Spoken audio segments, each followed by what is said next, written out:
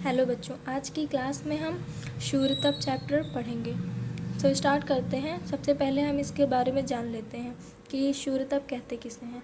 तो जो सूर्य से पृथ्वी तक पहुंचने वाली किरणें, विकर्ण ऊर्जा होती है हमारी, उसको हम शूरतप कहते हैं।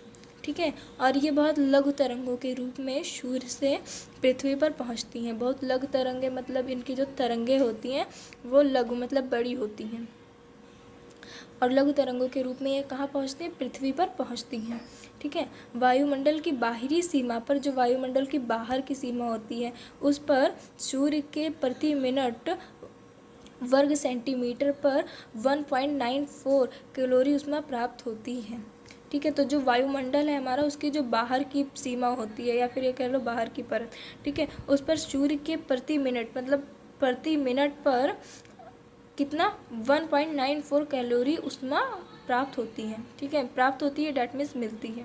ठीक है। किसी भी सतह को प्राप्त होने वाली सूर्यतप की मात्रा मतलब किसी भी सतह पर, ठीक है, जो प्राप्त होती हैं उनकी मात्रा मतलब कितनी मात्रा में हुआ, कितना हुआ, ठीक है, उसी स्थल में प्रवर्तित की जाने वाली परावर्तन आप लोगों ने पढ़ा होगा इंटर में, परावर्तन अपवर्तन।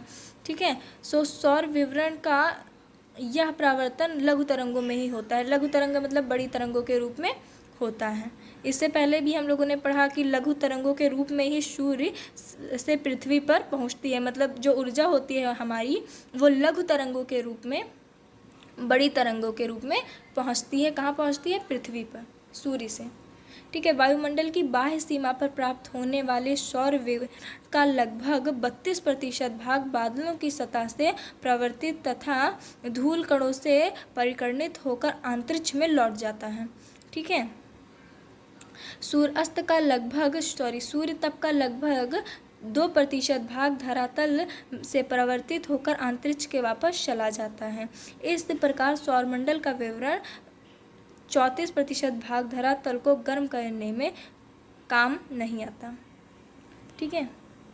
देखिए, पृथ्वी जो हमारा वायुमंडल है उसकी जो बाहरी सीमा है, बाह्य सीमा मतलब बाहर की सीमा, ठीक है, उस पर विकर्ण जो होती है, हमारा सौर्य का विकर्ण होता है, उसका लगभग 32% भाग बादलों की सतह से प्रवर्तित होता। ठीक है।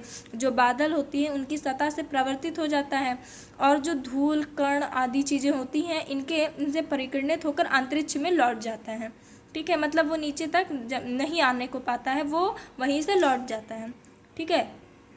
सूर्यतप का लगभग 2% भाग धरातल से प्रवर्तित होकर, मतलब वो धरातल पर आकर प्रवर्तित होकर अंतरिक्ष में वापस चला जाता है। वो भी क्या होता है? अंतरिक्ष में वापस लौट जाता है। ओके। इस प्रकार और विकर्ण का 34% भाग धरातल को गर्म करने के काम नहीं आता है।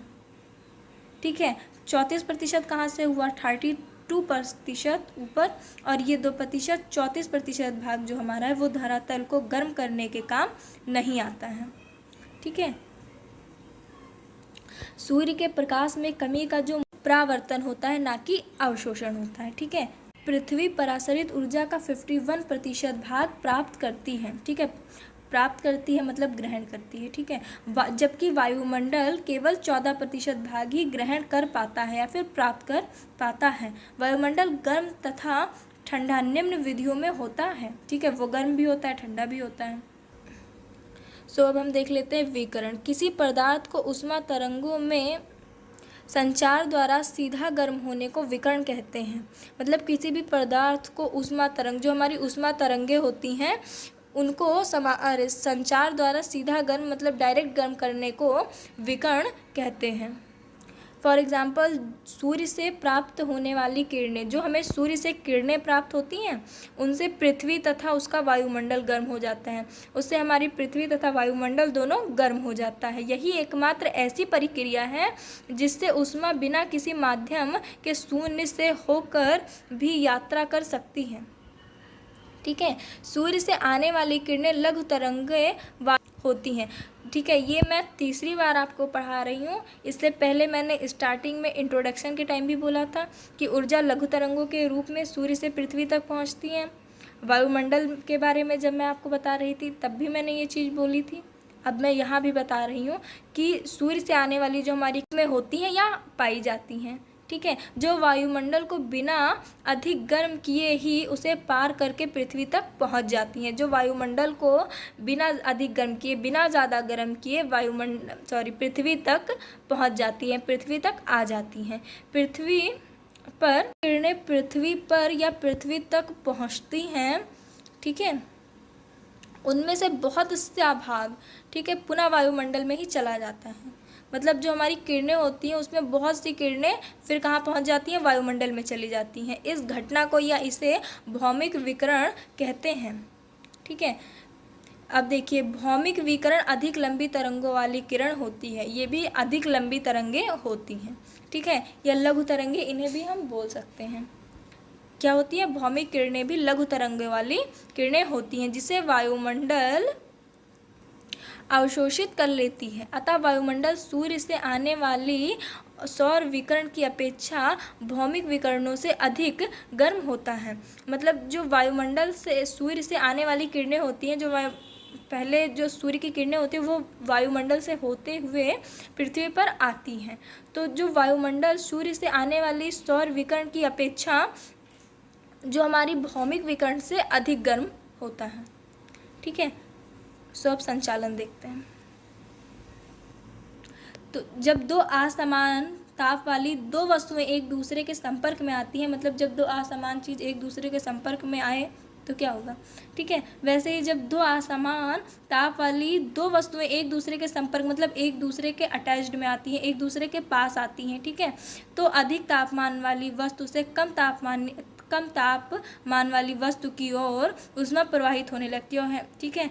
तो मतलब देखिए, कोई बच्चा पढ़ने में बहुत अच्छा है, कोई बच्चा कमज़ोर है, अगर दोनों का साथ हुआ तो फिर अगर जो बच्चा पढ़ने में अच्छा है अगर वो सपोर्ट कर रहा है तो कुछ दिनों में दोनों नहीं इक्वल तो लगभग वीक था पढ़ने में, हो सकता है अब वो थोड़ा कम हो, ठीक है।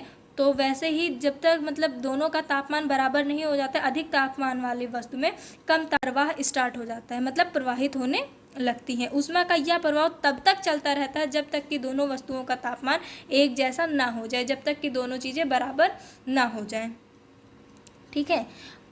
जब तक जितना तापमान पहली वस्तु में है, जब तक उतना ही तापमान दूसरी वस्तु में नहीं हो जाता, जब तक दोनों का तापमान बराबर नहीं हो जाएगा, मतलब प्रवाहित होता रहेगा ऊष्मा, जब तक दोनों बराबर ना हो जाए, ठीक है। जब तक दोनों वस्तुओं का तापमान एक जैसा ना हो जाए।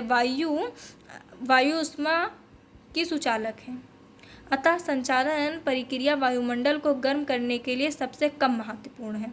यह जो संचालन की प्रक्रिया होती है ये वायुमंडल को गर्म करने के लिए सबसे कम या फिर रेयर में ही महत्वपूर्ण होती है, ठीक है। इससे वायुमंडल की केवल निचली परतें ही गर्म हो पाती हैं। जो संचालन है इससे वायुमंडल की जो सबसे लास्ट वाली लेयर होती है सिर्फ यही गर्म हो पाती है। हमारा नेक्स्ट टॉपिक है अपवहन, जिसे हम नेक्स्ट वीडियो में पढ़ेंगे। आज की क्लास में हम यहीं तक रखते हैं। सो आप लोग तब तक इसे नोट कीजिए और प्लीज़ चैनल को लाइक, सब्सक्राइब एंड अपने फ्रेंड्स को भी शेयर कर दीजिए, जिससे उन्हें नोट्स मिलने में आसानी हो और कम से कम समय में उनकी नोट्स कंप्लीट हो जाए। Thank you.